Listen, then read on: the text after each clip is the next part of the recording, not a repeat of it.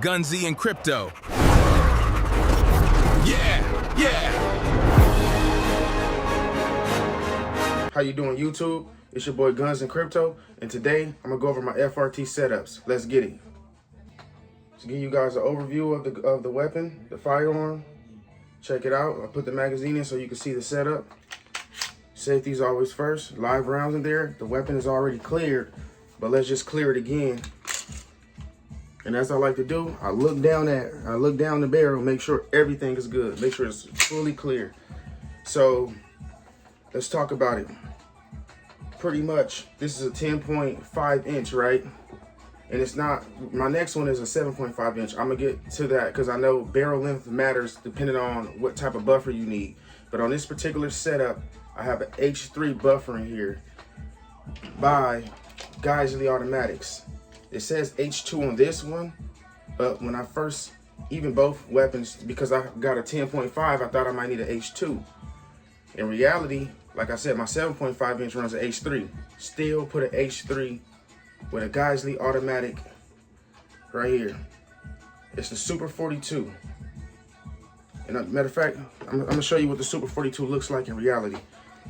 And I'll go over this weapon, but we're not really here for the firearm. We're really here just to show you what you need to run on the firearms to get them to function properly.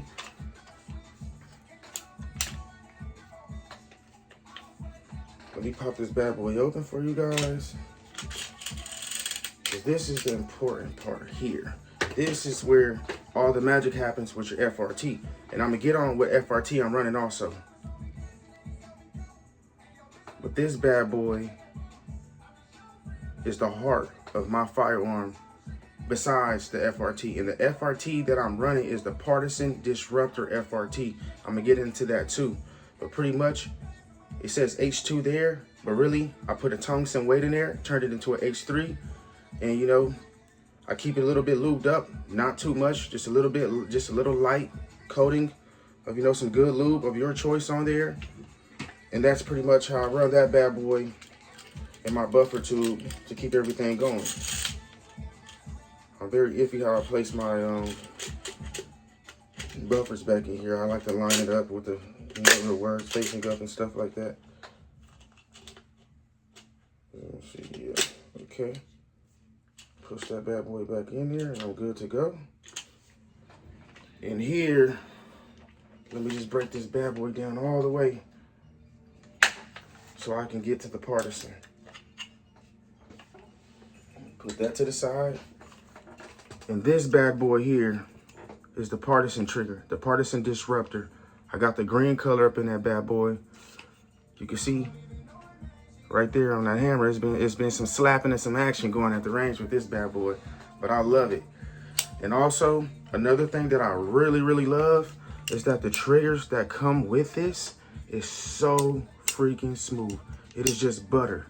You see the 3 stages, and it's just butter. Like, don't get me wrong, it's a light plastic filling type of safety selector, but it is very, very, very, very smooth. It doesn't take much to get that bad boy going. So I can, when I'm at the range, I can flip to stage 3 and go all the way. And that's one thing about the Partisan Disruptor that I like so much compared to, which I'm gonna get to my next firearm, is the Watt trigger, is that the difference about it is I can go 3 stages. I got certain ranges out here, I live in Georgia, certain ranges won't allow me to shoot FRTs. But the good thing is I can still take this firearm and go to the range and just leave it in semi mode and still have a ball. You understand what I'm saying? So let's get over here and let me break this part down. So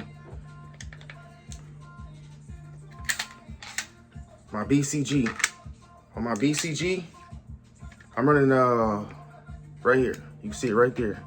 Battlehawk Armory. I just got gold. Usually I run nickel boron as I get to my next firearm. I like nickel boron better because the function. I'll talk more about it in depth when I get to that. But yeah, I'm running a nickel boron. I mean, not a nickel boron, but I'm running the gold, aka 10 on this one with the Battlehawk setup for the charging handle and the actual BCG. It's a little dirty. You know, I've been firing that bad boy off, but pretty much it runs smooth. It runs like butter. and I run that bad boy in there. And I mean, I love it. This part of the setup right here, I think, yes, you can run your FRTs with the stock, but I don't use, I got them put up. I would have got the stock stuff for you. I don't run any stock. Like, I think if you do it, change out your BCG. Always. Like, I see people do it all the time, but me, I'm just a little different. I gotta have my shit set up right, you know. And I'm not saying this is a Gucci gun or anything. I'm not saying this is the best gun. But what I like to do is, if I'm gonna run an FRT, let me get a gun. And when you put FRTs back, you see how I pulled that charger handle back? A lot of times you gotta do that to get your pins back in with these particular FRTs. That's the difference. A lot of people are like, oh, it's not going on, it's not working. You gotta pull it back sometimes, like I just did. But this is the ProLite Foresight optic. It's like a futuristic type optic. So we're not here for the optic though. And you know, just a nice budget friendly, you know what I'm saying? It's the Firefield laser sight on there, that bad boy. Nothing major, you know, keeping it just casual. And I got some mod locks, just a little gold bars, you know, the gold theme on that bad boy. And I'm gonna have video footage about how it runs. I haven't fully shot this one balls deep, trigger all the way down, because again, like I said, I go to ranges. This particular range let me shoot, but I still respect the range. So I don't try to just go crazy. You know what I'm saying? But pretty here soon, one day I'm gonna just let this bad boy fully off. But yeah, pretty much that's my FRT setup for this. This is a Palmetto State Armory, just a PA-15. Keeping it just plain and simple. I love Palmetto State Armory, you know, budget friendly. And I mean, yeah, I got certain guns here that are more expensive, but to me, it's not about that. This is a fun gun, but this gun I can also, if I need to, it's reliable, it works. Again, it's an AR-15. So I can use it for home defense in just regular semi mode, or like I said, you can go balls deep and go full FRT mode. Do you want that in home defense? No, not really, not practical. Now let's say if it's a woman or somebody who's, you know, not really a good shooter, and they barricade themselves in a house or in the room. I mean, yeah, you know, go balls deep. It's gonna fire. I know this one is for sure. I don't know about you guys, but that's why I'm here today, to let you know, to make sure you got that set up right. Pretty much, you just need to run that H3 in that bad boy. And I'm gonna show you guys some footage of me shooting this bad boy here. Like a rockstar bitch, I love you. Show me love when I go into the package and drop it. Full of drugs, Kelly Burton, out the blinking and trying be in the club, fucking water. I might.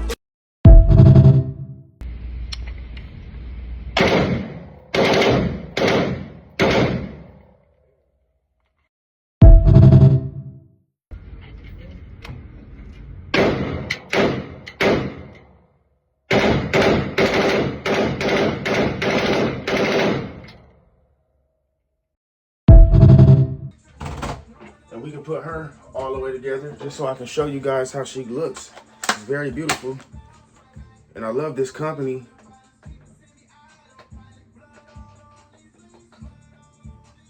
She's beautiful. This is my first build. You know, the slime green. Like, once again, safety first, you guys. Always at home, safety first. I already cleared this firearm. I put the magazine in, but again, safety first. Let's clear. And as I always do, look in there, make sure, double check, because you never know, accidents happen. So as you can see, this bad boy here is the Watt trigger. I'm running the same setup in my buffer tube, the H3 Super 42 Geisley automatic. Hopefully I'm not messing the name up, but the Geisley automatic H3 buffer in the back of this bad boy. And honestly, I'm gonna break it down for you too. I'm not taking the buffer tube up, but I'll break it down for you too. It's nothing too crazy. But here is the Watt trigger, as you can see by the bars here, keeping it together. One thing about the Watt trigger I will say is, make sure you have Loctite when installing it. That way your screws don't back out. And like we used to do in the Air Force, whatever you work in aviation, because as you can see, Air Force vet here. Got that on my charger handle. Don't know the company. Just wanted it for the Air Force vet. But we usually put lines around the screws, on the screw, and down to the gun or on the whatever equipment you're working on to see if it's backing out.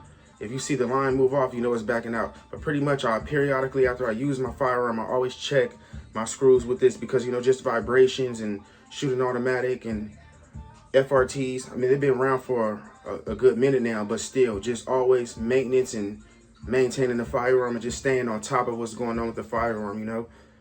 But pretty much here, this is the watt thing right here. I'm gonna break this bad boy down for you guys. And again, like I was telling you, I'm gonna get into the nickel boron.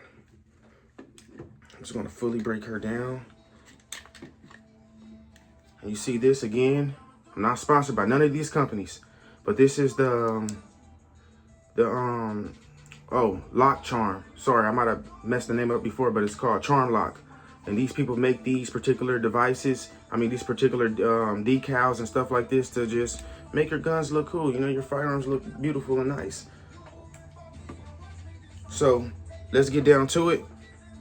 And one thing I will tell you about the wad trigger that's different, you can't really see it in the video, but on the back here, you get these little biting indents from firing the firearm over time, and it kind of damages the actual trigger. So that's why I upgraded and went with the Partisan. I don't have those problems. Again, this is the first generation watt trigger. I got this probably in 2021, 2022 when all this stuff was new and coming out. So it is okay. This is not my shit hit the fan gun. You know what I'm saying? It's just a fun firearm for me. Just a range toy, something I take out. But the actual firearm is a Diamondback, as you guys can see. And I love Diamondback. There's some good guys straight out of Florida. I'm in Georgia, like I said, but I'm a Southern boy. Grew up in California too. But I just love Diamondback's products. People online say mixed reviews, stuff like that. Never had that one jam with this firearm, and I owned this firearm since probably 2018. So, but here, as you can see, same thing. It might say H2 right here, but it's really a H3 in that bad boy. Again, I had to do the tungsten weight, configure it. That's why I'm here today. Save you guys the time and the hassle. Now look, you can see this bad boy here. Let me see if it'll pull off for me. Oh, I gotta do this. See to get it to fire. Let me see something real quick. There it goes. So now you can see it fire off. That bad boy is ready. And this is just, like I said, a first generation watt trigger. They're a little rough, made out of a little different material. I'm not gonna say it's the best material, but what I would say is the watt triggers run. They haul ass. They just go. They really just, they just blurt out. And that's what I like about it. Nothing wrong with the Partisan. It's just smoother. The Partisan Disruptor is just smoother. And I appreciate that and I like it. And again, another thing is with the watt triggers, the safeties. You have to use your regular safety with a watt trigger. The Partisan comes with a safety particularly for that trigger. And that's what I do appreciate about that. But one thing I wish Partisan would include is the bars to lock the trigger down. It doesn't really need it. You know what I'm saying? But I kind of do like the anesthetics. I kind of do like to look at it just makes it look cool. It's like you see this and you know he got that thing and that thing. You know what I'm saying? So that's what I do like about it, pretty much. And then let's get down to these right here, to the core of this bad boy. Let me see. Oh, that's what this one is right here. So this is a Fail Zero. It is a nice, sturdy, budget-friendly though. Doesn't cost too much. I don't know how much I paid for it, but I know it's not going to break the bank for the everyday, average, hard-working American. You know what I'm saying? And that's what I like about Fail Zero, because they're giving you straight quality without breaking the budget. Yes, I get it. You can go buy all this expensive stuff with all these nice names, but hey, nickel boron is nickel boron. Period. The element is the element, and the element is here. So, and again, it's dirty. I need to clean it. Sorry about that, you guys. I need to clean, but again, I'm a regular everyday person just like you guys, and I'm running my firearms just like anybody outside would. And again, nickel boron it wipes off smooth. Look a little bit on my hand, but it wipes off smooth because of the actual material, the coating, the nickel boron coating. This particular firearm actually runs a little bit smoother because of the nickel boron BCG that I have in here. That one was a 10, aka gold. So this one is more smoother as it operates and moves within my firearm. It's smoother on it as it's operating because of the nickel boron coating, and that's what I love about it. So honestly, for your setups, I really suggest nickel boron, especially for your first one. You might have to pay, not a lot, don't get me wrong. I did that one for the looks. This one was really like, I needed to function, I needed to go, and I needed to haul ass. And I want the smoothest action. So that's why I went with the nickel boron. And I mean, it's pretty much the best you're gonna get out of there outside when you're looking around, especially with an FRT. And another thing too, should have said it first earlier, but you have to make sure you have the automatic setup. You can tell the difference because the BCG has a different cutoff level compared to a regular semi-only. This is an automatic BCG. You need this for your FRT. It has to be automatic. If not, it's not going to work. Most standard AR-15s come with the automatics already installed, but again, I don't run the regular ones. Yes, it'll work, but you can take these regular AR-15s, put your personal upgrades on it, and it'll run just as high as the high-end guns out there that people are pretty much trying to sell you. That's why sometimes it's good to just build your own. Let me put this bad boy back together.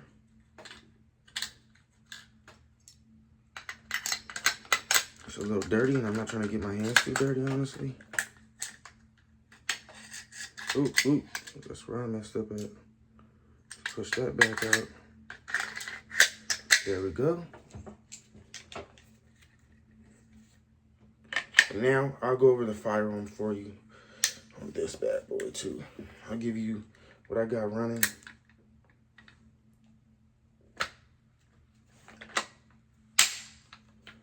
And again, let me show y'all something. It's going to be hard to, with a watt trigger, you see how I'm pushing it in, it's not going. Again, FRTs are different type of triggers. Push that bad boy down, and you gotta get it up in there.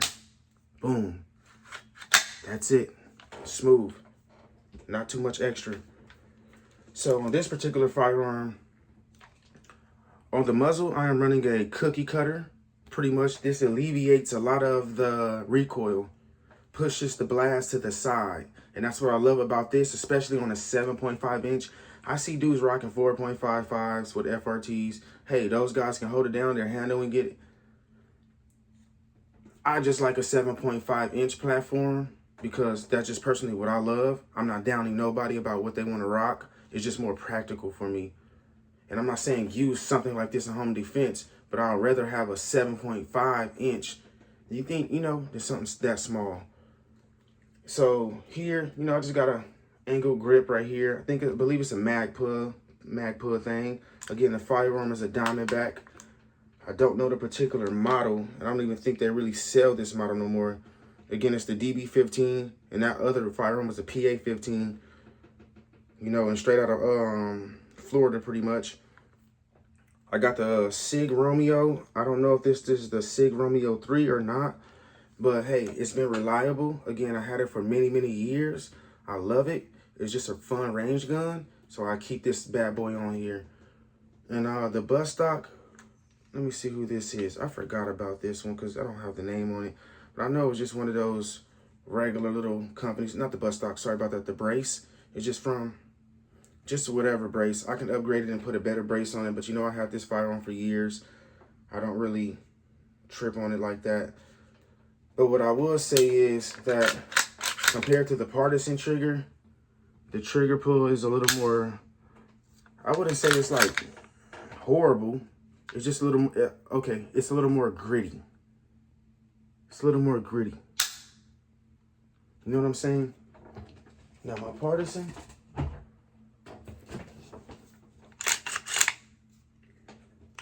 well, I can run it in stage 3. It's in stage 3 already. It's a little more straight up. It's a little firm at first, and then boom, click. But it does feel different from semi to full. I'm not gonna say full auto, full FRT mode. Let's say that. So this is just semi right here. You can kind of hear the difference. Now let's go full FRT. The hammer kind of hits a little softer, and that's just how the FRT trigger is made. But yeah, you guys, pretty much the key to this is when you're running your FRTs, I would say 10-inch barrel, 10.5 and down, H3 buffers. Like I said, this buffer tube in here is not what's in here. I showed you guys already at the beginning of the video. You run these bad boys, H3 buffers, from a 10.5 all the way to a 7.5, and even lower than a 7.5, run it. For 16-inch barrels, pretty sure H2, but I don't run those, so yeah. And I'm gonna show you guys some footage of me shooting this bad boy here. I love when she show me love. When I go and get the package, I'm driving, she hold the drugs. Kelly Birkins got the blinking inside her. We in the club, fucking with her. I might throw her a dub. Baby, you know what I need, a fifth of Remy.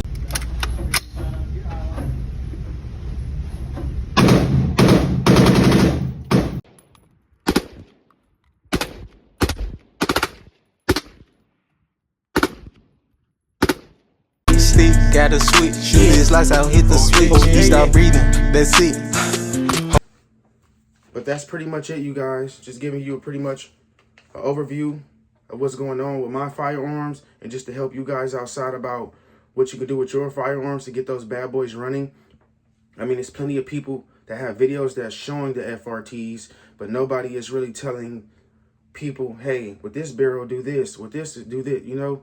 So I'm here to just tell you guys today, I'm not saying it's foolproof, but it's foolproof. You run this setup in your firearms, all I'm saying is from 10.5 inch down, even 11, you're good to go. The bad boy's gonna run. And I'm gonna include the footage in there of pretty much the firearms running. You will see it in clips ahead. And it's Guns and Crypto once again. And thank everybody out there for tuning in with me. And thank you for watching. Appreciate you guys. Love.